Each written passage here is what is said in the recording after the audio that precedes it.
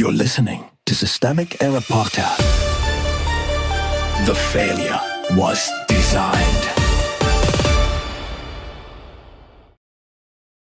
Exasperated Trump yelling expletives at officials as leakers reveal turmoil in West Wing, based on an article by Elizabeth Perez. Trump owns the war he can't explain. Trump is now exasperated by the war in Iran, furious about his options, and reportedly lashing out at the people below him. That is the surface drama. The real story is simpler. A president who sold the conflict as a short-term excursion now presides over a war in its 6th month, with no clear endpoint, no coherent public strategy, and a bill that has already reached staggering levels. The seat of power, the institutional power, sits where it always sits in a presidential war, with the president, not the press secretary, not the staffers absorbing the yelling, not the unnamed officials trying to survive the chaos. Trump is the final decision maker, and the White House itself leans on that fact when it wants to defend him. That makes the current confusion his ownership, not his excuse. If the military lacks clear guidance, that is not a clerical mishap. It is a command problem. A president who keeps the war machine moving while withholding a strategy is not being overruled by events. He is producing them. A strategy built on drift. The reporting makes clear that there was not a real strategy for how long this would last or what the endpoint should be. That is not a minor gap. It is the central fact. The war is now being run like a slogan that ran out of shelf life. Trump apparently imagined a quick hit, a neat political product. Then reality did what reality always does to fantasies. It imposed duration, resistance, and cost. The result is a conflict that is expanding toward more combat operations, while the administration is still improvising the basic answer to a question that should have been settled before the first strike.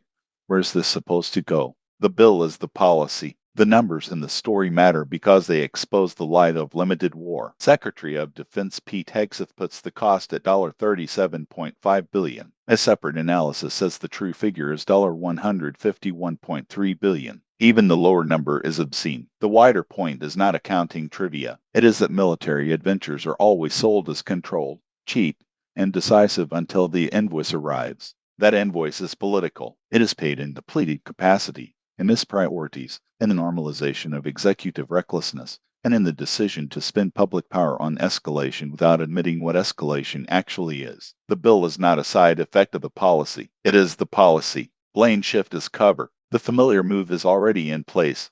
Blame the staff. Blame the options. Blame the friction of execution. The White House says the reports of Trump's outburst are false and insists he has a team that knows he is the final decision maker. That defense is supposed to reassure. It does the opposite. If he is the final decision maker, then the chaos is his. If the team trusts him, then the team is functionally part of the machinery that keeps him insulated from consequences. Either way, the public is being asked to confuse tantrum with leadership and confusion with governance. That is not a mistake. It is a method of laundering responsibility through hierarchy. What this pattern means. This is what authoritarian adjacent politics looks like in practice. Centralize power, personalize every decision, then treat the wreckage as a problem of messaging, morale, or insufficient loyalty. The president gets to claim omnipotence when things look strong and ignorance when they collapse. Everyone beneath him becomes either a shield or a scapegoat. The deeper pattern is not just that Trump is bad at war. It is that he treats war like a performance of dominance while refusing the discipline that actual command requires. He wants the authority of empire without the burden of planning,